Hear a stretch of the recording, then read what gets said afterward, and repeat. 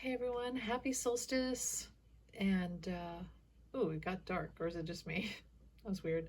Okay, well, happy solstice. I wanted to come on real quick and talk about the SCOTUS no non-decision and then the Ten Commandments thing. And I guess I gotta be fast because my storage is getting full. Whoops. So let's talk about that real quick. And yeah.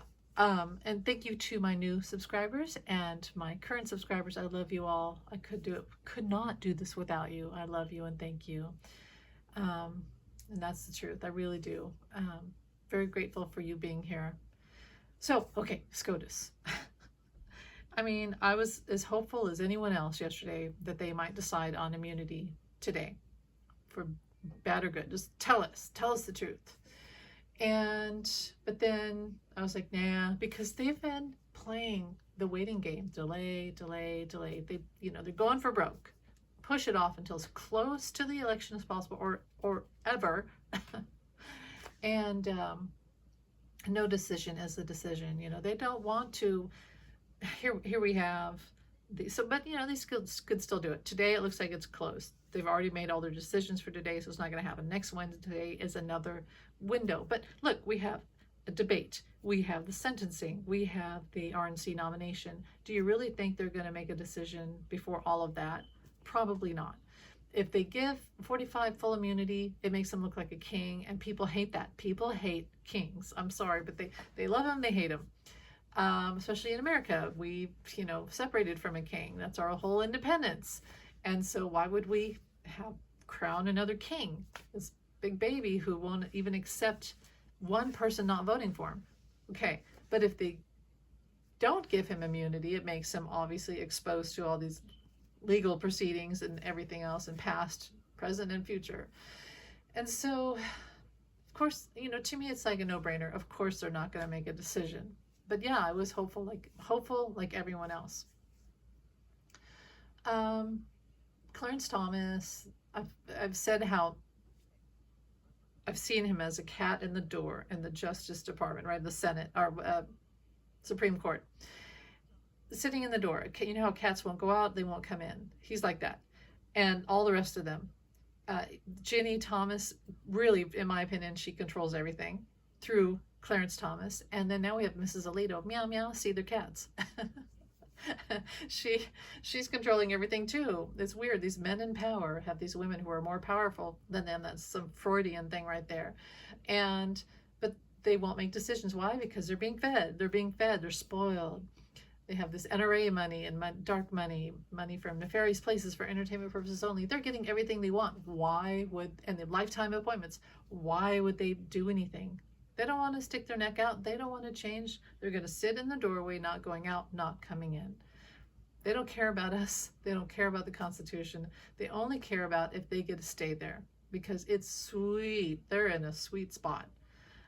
Yeah, we all hate them now, but they don't care because they're getting everything they want. Trips, yachts, they have a nice house in Martha's Vineyard, probably, I don't know, a nice car, college money for their kids. Money, money, money, money, money, money, money, money. Money is the root of all evil. We can see that now. So they're not going to decide and stick their neck out. And what they hope is that 45 gets back in office, and then they get to keep carrying on with their NRA and all that stuff and their trips and everything else. It's gross, but yeah, I have to say I'm not surprised they didn't make a decision, because making a decision would have just been too much trouble. So yeah, they're going to push it off as far as they can. And one of the things is, the whole point is not to give President Biden full immunity before the election. So if they can push it off as far as they can. They didn't want to have to do this at all when Jack Smith said, I want you to make a decision, way back in December, remember? And they're like, we don't wanna. We shouldn't have to do that. He tried. My gosh, he tried. Remember I said that he's going to do the Bedminster. I've said this over and over and over again. The document that 45 talked about on the phone, that was in Bedminster up in New York, right? So he doesn't have to stay with Eileen Cannon in Florida. It's going to be based on those documents up there, and maybe they came out of Ivana's grave. which there was never a casket or anything, but there probably were some documents there for a short while. Maybe that's one of them. They got that document. I don't know how. It was from another search, and they did search Trump Tower and Bedminster, apparently. So that gives him a chance to leave Eileen Cannon, because that's pretty much dead, I think, and go up to the Washington, D.C. and try the documents case there with the document that 45 talked about on the phone. These are classified. I shouldn't tell you. He says it on tape. So fear not. But here's the thing. Yeah, they're waiting till the last minute. But pushing things off to the last minute is bad, because it means it puts it to the election. And let's say Jack Smith does have another trial. Let's say Chutkan has the Jan 6 thing. It all will be right before people vote, fresh in their minds. If 45 was smart, he would have gotten all this over with already. But yeah.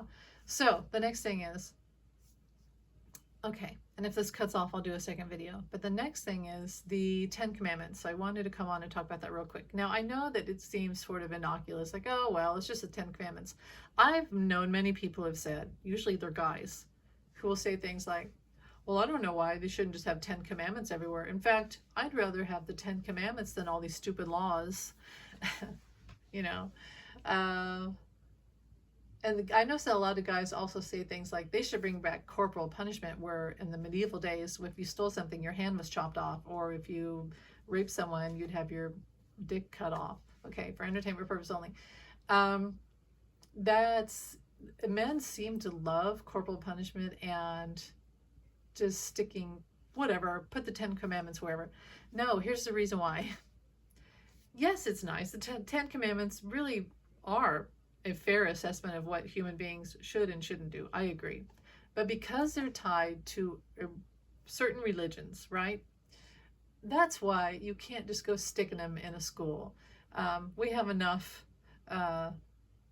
religion peppered throughout our law, our money, our school, things, etc., government. But we live in a world now where there's so many threats of religious persecution. You're Jewish, you know, here we have this Nazism that came back. You're Muslim, 45 tried to send them out and lock them out of America. Really, it was locking us in.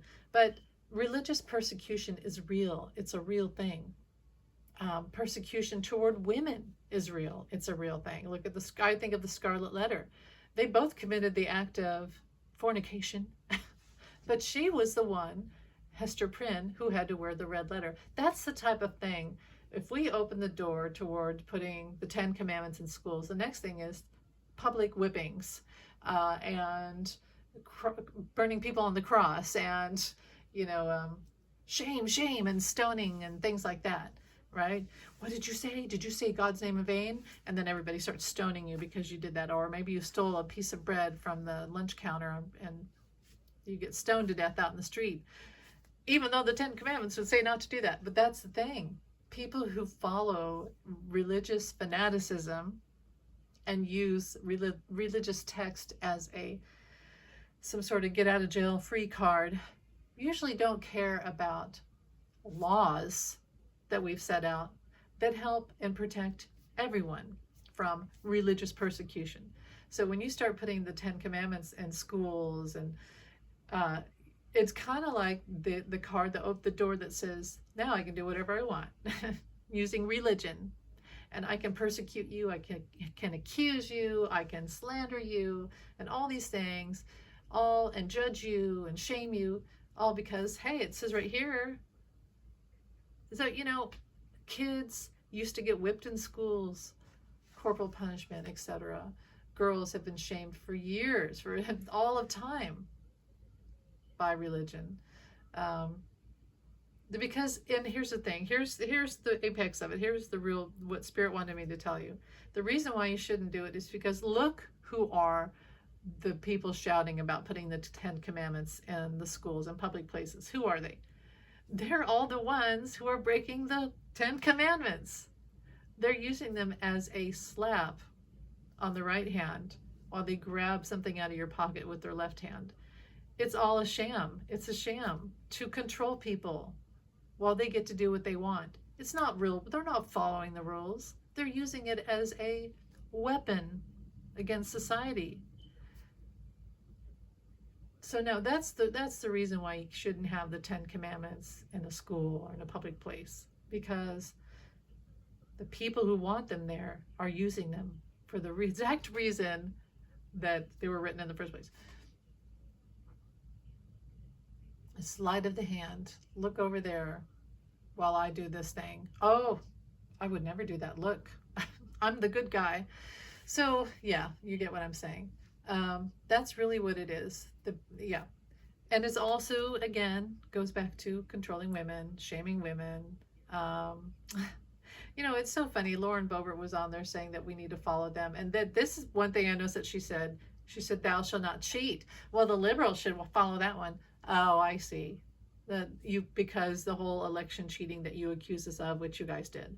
And right before the next election. You know, they're just so transparent. And but religious fanaticism is a real thing, and it's dangerous. It causes wars. It causes all sorts of horrible things. It causes public cross burnings and lynchings and stonings and etc. People lose jobs, people lose their reputation, people are slandered. It's just, and it usually goes to women. It usually affects women and to shame women. But whatever, I just had to say that. You know, are they good rules by philosophy? Yes, the 10 Commandments are in a philosophical stance. Yeah, they make sense. You shouldn't kill. You shouldn't hate your neighbor. You shouldn't do.